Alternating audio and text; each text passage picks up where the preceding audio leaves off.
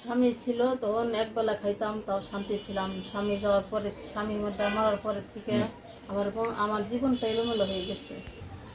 বাচ্চাটারে আশা করছিলাম হাফেজ মৌলানা ইলম বানাবো, তারপরে আশা করি 3 মাসের বেতন বাকি আছে, পারবো কি না পারবো আল্লাহ জানে।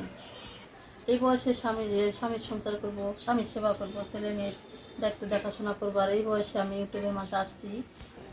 আমার সম্বন্ধ না যায় না, এখন কেউ খারাপ কথা বলবেন। 50-100 বছর যদি বয়স হয়, যদি আমার জীবনে দায়িত্ব নেয়, আমি তার। আসসালামাইকুম দর্শক, আপনাদের প্রীতি ও শুভেচ্ছা জানিয়ে শুরু করছি আমাদের আজকের প্রতিবেদন। তো দর্শক, দেখতেই পাচ্ছেন আমাদের সামনে এক আপু বসে আছে। আমরা তার গল্পটা শুনবো, জানবো আপু এই বয়সে কেন ইউটিউবে আসলেন। যে বয়সে স্বামীর আদর সোহাগ নিবে, যে বয়সে ছেলে মেয়ে বড় করবে, সে বয়সে ইউটিউবে আসতে হলো।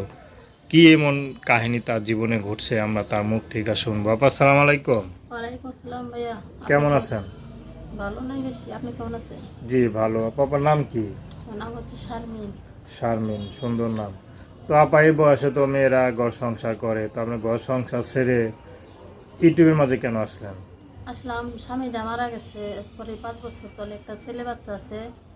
আর ছেলে বাচ্চাটারে মাদ্রাসায় লেখাপড়া করতে দিছি, সংসার চালাতে খুবই কষ্ট হয়ে যায়। ছেলেকে বা এখানে আসলাম। অনেক মানুষ অনেক কথাই বলে, আর আমার একটা কথা কি, ভিডিও আমার যার ভালো লাগবে না সে আমার ভিডিওটা দেখবে না, যারে পছন্দ হবে, যে আমার ভালোবাসবে, সেটা আমার ভিডিওটা দেখে। বারবার মানুষ